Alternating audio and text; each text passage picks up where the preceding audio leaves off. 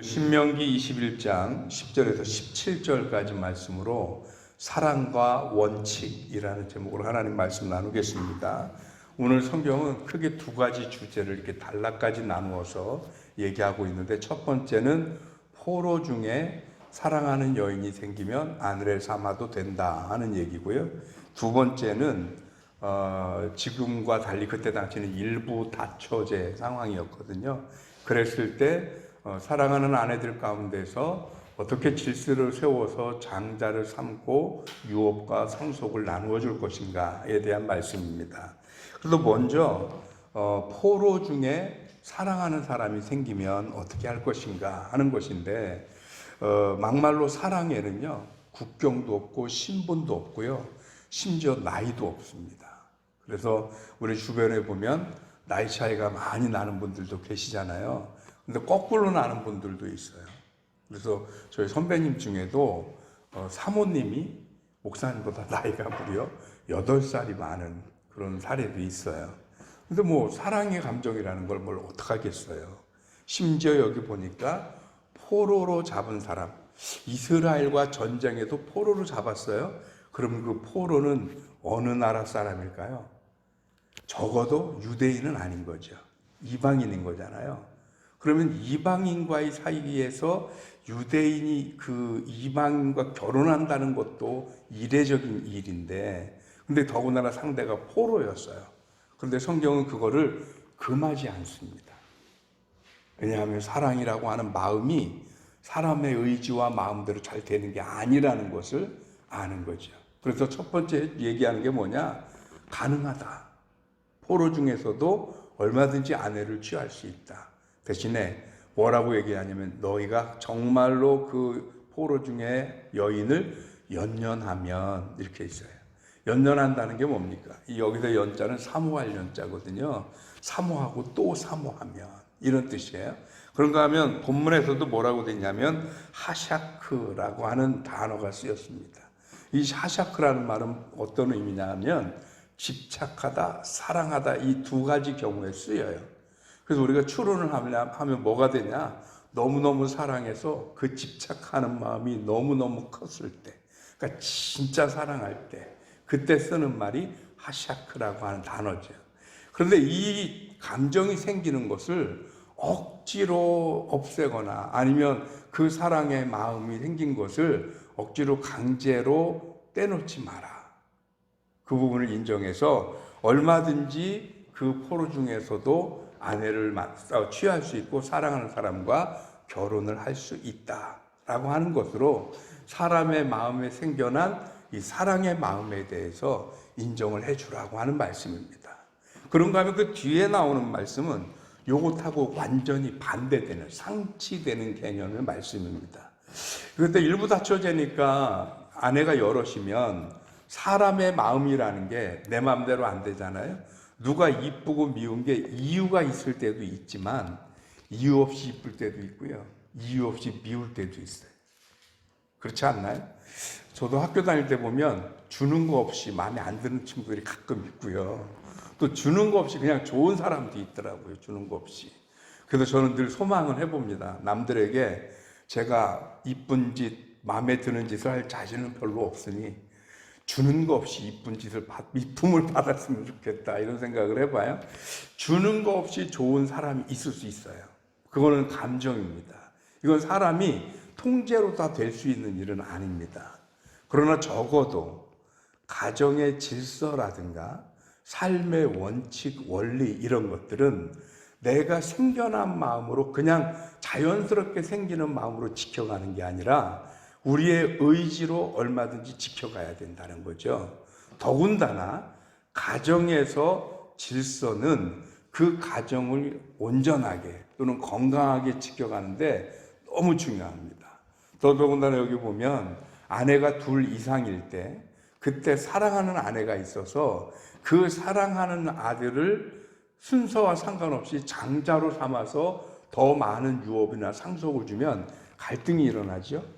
우리는 그걸 성경에서 생생히 읽었습니다. 야곱이 아내가 4명이었어요. 그리고 아들은 12명이었습니다. 그런데 야곱이 진짜 사랑하는 아내는 라헬이었어요. 순서상으로 보면 라헬은 첫 번째 아내가 아닙니다. 두 번째 아내인 거죠. 그리고 종들이 또 둘이 셋째, 넷째 아내가 됐었기 때문에. 그런데 이 라헬은 아이들을 낳을 때 비교적 늦게 낳아서, 라헬이 낳은 첫 번째 아들이 요셉이잖아요. 근데 요셉이 12아들 중에 11번째 아들입니다. 그런데 야곱은 누구를 가장 사랑했다고요? 요셉을 가장 사랑했다고요. 그러니까 다른 아들들이 어떻게 해요? 시기하죠? 질투하죠? 아버지가 가장 사랑하는 아들인 걸 알면서도 자기들에게 도시락을 가지고 온 요셉을 죽이려고 하다가 팔아먹은 게 이 창세기에 생생히 기록됩니다. 그러니까 아버지 야곱의 이 편애와 이 드러난 사랑, 또 무너진 원칙이 형제들을 어떤 갈등으로 몰아넣었는지를 성경이 보여줘요. 하나님이 다행히 그 요셉을 사용하시고 요셉에게 큰 마음을 주어서 오히려 그 요셉이 자기 형제들에게 이때를 위해서 하나님이 나를 먼저 보내셨나 봅니다 하고 깨닫고 그들을 품었기 망정이지, 총리 대신이 된 요셉이요, 야곱같이 원칙을 지키지 않는 사람이었다 그러면 그때는 피바람이 났을 겁니다. 이건 충분히 짐작이 되는 부분이잖아요. 그래서 감정만큼이나 중요한 게 뭐냐? 원칙입니다.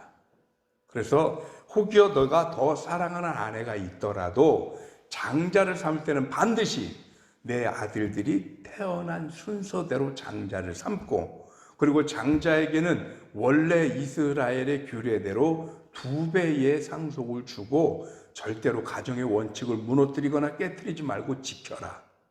무엇을 위해서요? 그 가정의 질서가 온전히 서기 위해서. 저는 처음에 이게 두 단락으로 떨어져 있는 본문이라서 이 말씀을 읽으면서 따로따로 이해하려고 애썼어요. 그런데 좀 생뚱맞게 연결이 돼 있기는 해요. 그런데 가만히 이 두 말씀을 묵상해 보니까 이게 서로 떨어져서 이해하는 것보다 붙여서 이해하는 게 훨씬 더 균형이 맞는 것 같아요. 앞에 부분은 사랑이라고 하는 마음과 감정을 중요시해 주되, 그러나 그 사랑이라는 마음 혹은 마음과 감정 때문에 우리들이 지켜가야 하는 삶의 수없이 많은 원칙들, 질서들, 이거를 무너뜨리면 안 된다. 우리가 세상을 살다 보면 그럴 때 많거든요. 내가 감정이라고 하는 것을 내가 쉽게 컨트롤이 안 되니까 이런저런 감정이 생길 수 있어요. 그런데 그 감정을 존중을 해주겠다는 겁니다. 그 감정을 충분히 지키면서 살라는 겁니다. 그러나 그 감정 때문에 마땅히 세워야 하는 삶의 원칙들, 삶의 그런 순서들, 질서들, 이런 것들까지 무너지면 안 된다는 것입니다. 그래서 신앙생활을 하다 보면 우리가 교회 안에서도 마찬가지죠. 가끔 신앙생활 하면 늘 우리가 다 좋지는 않잖아요. 조금 살다 보면 불편할 때도 있고 좋아지기도 했다가 또 어떤 분하고 좀 관계가 같은 신앙생활하고 한 교회에서 신앙생활 몇십 년 하는데도 유독 어떤 분하고는 좀 불편하고 좀 어렵고 이래요. 그런가 하면 어떤 분하고는 또 그냥 간에 쓸게 다 내줘도 별로 불편하지도 않고 어색하지도 않고 좋아요. 그럴 수 있어요. 사람이니까. 마음이 그렇게 생길 수 있어요. 그렇지만 그 감정대로만 살 수는 없다. 교회든 가정이든 어떤 공동체든 그 공동체를 세워가는 질서가 있고 원리가 있는데, 이거를 지킬 수 있었으면 그것이 훨씬 더 하나님 뜻에 합당하다라고 하는 것입니다. 오늘 우리가 이 말씀 기억했으면 좋겠습니다. 그래서 살다 보면 우리들이 이런저런 감정이 생길 수 있지만 그 감정 때문에 우리들이 지켜가야 하는 원리와 원칙이 무너지지 않고 온전히 서서, 그래서 우리들이 섬기는 교회와 여러분들의 가정과 또 우리들이 만나는 모든 사람들의 관계 속에서 절대로 질서가 무너지지 않고 서 있는 저와 여러분들이 되시기를 주님의 이름으로 축원합니다. 기도하겠습니다. 하나님, 오늘 귀한 말씀 듣습니다. 인간들의 마음속에 생겨나는 감정에 대해서 성경은 충분히 이해하고 그리고 그것을 담아내려고 애쓰시는 반면, 그 감정 때문에 혹여라도 무너질지 모르는 이 땅의 모든 삶의 질서와 원칙에 대하여는 절대로 허물지 말고 지키고 온전히 세우라 당부하시는 귀한 말씀의 뜻을 깨닫습니다. 우리가 살면서 우리가 컨트롤할 수 없는 생각이고 마음이기 때문에 때때로 우리들의 개인적 감정이 툭툭 튀어나올 수는 있으나 그러나 하나님 그것 때문에 우리들이 마땅히 세워야 하는 질서와 원칙마저 무너뜨리는 자들이 되지 않게 하여 주옵소서.